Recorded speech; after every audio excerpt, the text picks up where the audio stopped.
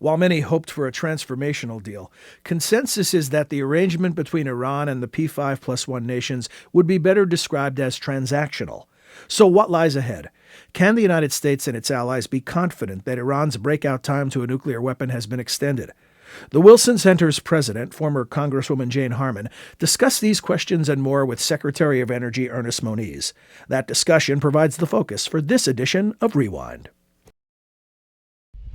Ernie Moniz is a deep thinker with a broad portfolio, a scholar and a public servant who does our namesake, Woodrow Wilson, proud. And while you don't have to be a nuclear physicist to understand the Iran nuclear deal, it definitely helps. I think about, in addition to Iran, North Korea, which claims to have tested a hydrogen bomb. I worry about Pakistan, with an arsenal of more than 100 nukes and an intelligence service that has been known to play both sides in the war on terror. Could the Taliban get its hands on some of that material? Could ISIL? To quote the late, great Jack Valenti, whom many of you probably knew, I sleep better at night knowing that Ernie Moniz, a brilliant scientist and dedicated public servant, is on the case. You mentioned transactional versus transformational, and maybe I'll just conclude with a comment that I believe that is the correct characterization today. The question is, will it remain that way?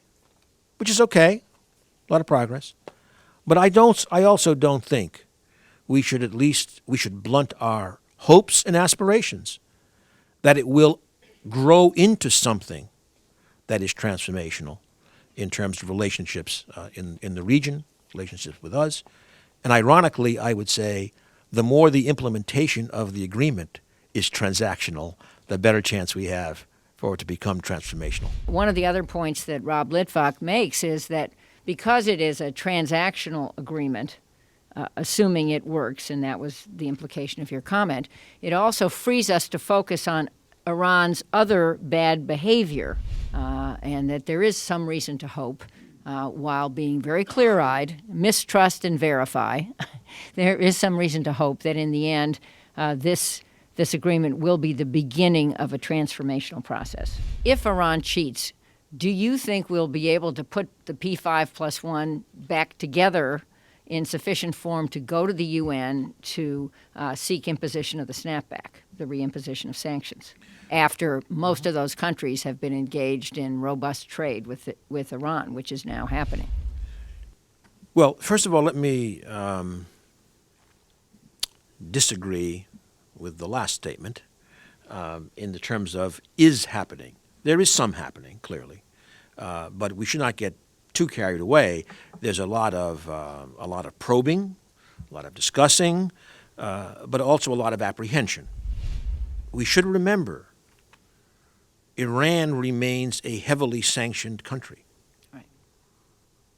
Nuclear sanctions were removed, not those associated with the other elements that you described earlier.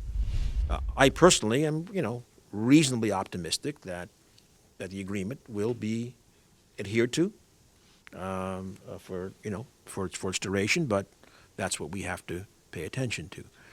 Now, in terms of the coherence, again, I'll just say, obviously it's always hard to know completely, but the fact is the P5+1 coherence in the negotiation showed a common interest in the nonproliferation objectives of this discussion, a common understanding that Iran with a nuclear weapon was not in any of our interests, and all I can say is the fact that we got there, and if we all do our parts honestly, and Iran violates the agreement, we certainly have the best basis we could expect for having a complete response. Everyone seems to be updating arsenals. Russia's doing it. China's doing it. We're either doing it or talking about doing it.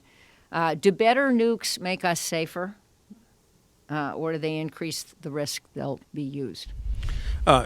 Look, we are absolutely committed to a safe and reliable stockpile as long as we have nuclear weapons. So we have been engaged in reducing the numbers, but we need to keep them operational and safe and secure. Can you please explain to us why you think the Russians were so accommodating and so forward leaning on this issue when they are so difficult on others? I mean, what was it about the Iran deal that was of interest and importance to them, other than non-proliferation? I don't want to dismiss the issue of the non-proliferation driver, but Russia has a specific engagement with Iran in terms of a commercial nuclear power plant, the Bushehr nuclear reactor, for which they supply fresh fuel.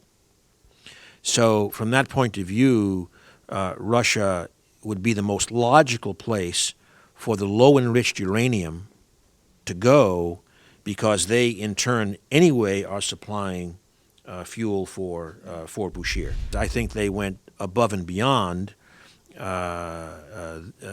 the sense that they also took some, I mentioned some scrap without going into detail. They are storing some 20% fuel that will ultimately be part of Iran's research reactor fueling. I don't mean the Iraq reactor. I mean a smaller reactor. So Russia, I think Russia was logical to take the bulk of the material, but they even went beyond that in terms of additional material. For more on this and other security topics and related issues, visit wilsoncenter.org. Click the Research tab and search under the Middle East program.